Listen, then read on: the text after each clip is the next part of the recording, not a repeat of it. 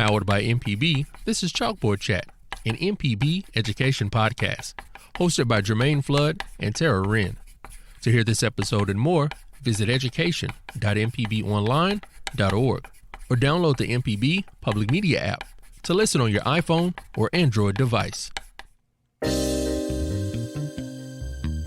My name is Tracee Johnson. I am an educator at Treasure Chest Learning Academy, and this is your Chalkboard Chat Slate Sessions.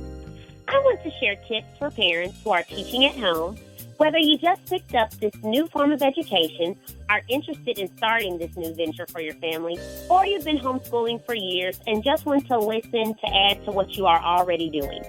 I serve as a tutor, homeschool teacher, mentor to teachers, and consultant to homeschool providers. First, you need to know that you have the liberty to be who you want to be with the discretion of practicing integrity and moral behavior. So consider what skills you think are key and research what is educationally appropriate and merge those objectives together. Consistent repetition is vital in learning. Your curriculum should be simple yet thorough. The students will learn best from a broad curriculum as well as your experience in working with them. The bulk curriculum can be found online in resource books or on a software.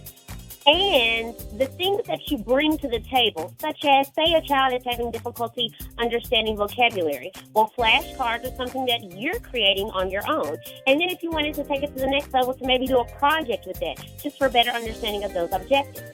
Well, you can understand what is necessary for that child's grade level from the Department of Education's guidelines. The advancement process from there is up to you. Assessments can also be obtained to ensure that the child has the proper education for the next grade level. For classroom environment and spacing, you should map out where and when the students will complete specific activities. Know how long the students will need to be in that area. Students may get distracted and are less engaged if they're confined to a particular area for a long period of time. So to avoid disruptions and distractions, allow appropriate mobility and a frequent change in the environment throughout the day. Outside learning environments help to aid in their development as well. Add child-friendly images at different levels, mostly at their eye level, and allow enough space for one child to freely play without disturbing another child. Security is an area that many homeschool providers can overlook when considering this form of education.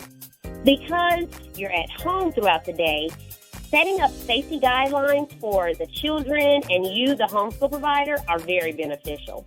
You may consider having an alarm system or security cameras, and if you open up to the community, be sure to begin with families that you trust.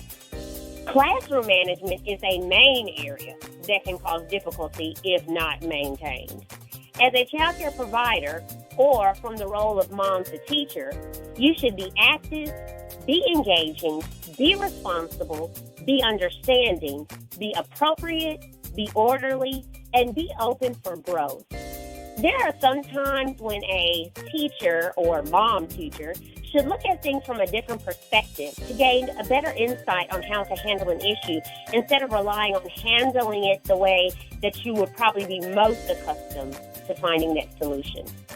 The daily schedule should reflect an average school day with the proper time for academic enrichment, such as reading, language arts, math, science, social studies, and other specialties such as art, engineering, foreign language, computer, cooking, etc. And be sure to have enough time for recess and play. You are not alone in this world of homeschool educators.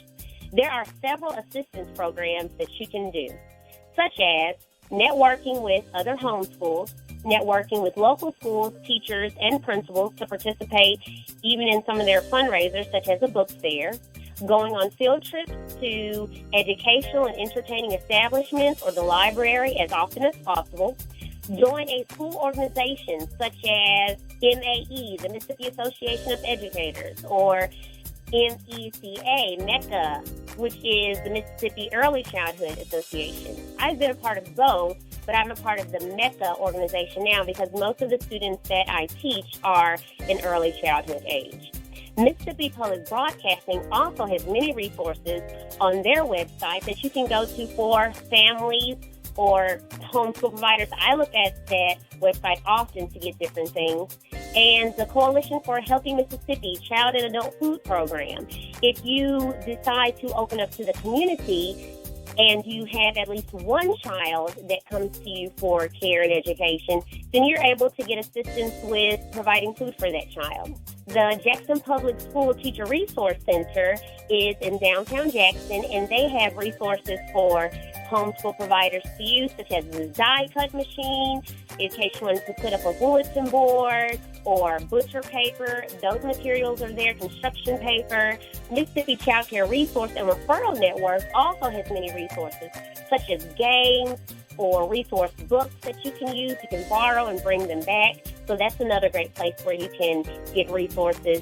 And also the Mississippi Early Learning Resources provides business building tools that you can use. They even have webinars. Healthy practices that you might consider are set consistent and appropriate rules, know what you will and will not tolerate, and have a support team and group, which goes back to networking with other schools and teachers. One of the last things that I wanted to bring to you was furthering your knowledge. I think that this is most important out of all the tips that I've given you. Just because you're doing a homeschool now, it doesn't mean you can just kick your feet up and you don't have to worry about anything else. Oh, this is the life. No, you want to further your knowledge, even being a homeschool teacher. So I think it's great to become CPR and first aid certified, because you never know if you might run into an incident where you would need that. Take a course at your local university or take a course on Ed2Go. MPB also has courses as well that homeschool providers can also sign up for. You can study, because while you study, then the child sees you and it encourages him or her through your actions the importance of education and the power that one can have behind knowledge. It also shows a team effort of everyone acquiring knowledge, which enhances the sense of achievement in the household. So if you can, whenever you get a chance, read a book. Scratch that. Read many books. Read books on the subject area as a guide to help you develop what you're doing, whether it's for your business purposes or personal educational investments for the benefit of the child. You can read books on curriculum, the daily curriculum that you want to have. Read books about support and how you can be a village with other child care providers. Read a book about family child care homes and how you can set up your environment for the learning. There are many books out there strictly just for homeschooling ideas. And so that is one of the great ways to just make sure that you are soaring as high as you can as a homeschool provider and really bringing quality education, even though it's in your home. Well, for contact purposes, you can email me at tclacademy@gmail.com. That's like Treasure Chest Learning Academy. tclacademy@gmail.com, and your subject can simply be homeschool information or homeschool consultation. You can also reach me on Facebook at Treasure Chest Learning Academy. Once again, my name is Tracee Mae Johnson from Treasure Chest Learning Academy, and that was your Chalkboard Chat Slate Session. You've been listening to Chalkboard Chat, an MPB education podcast. To hear this episode and more, visit education.mpbonline.org or download the MPB Public Media app to listen on your iPhone or Android device. This podcast is hosted with love by ACAST.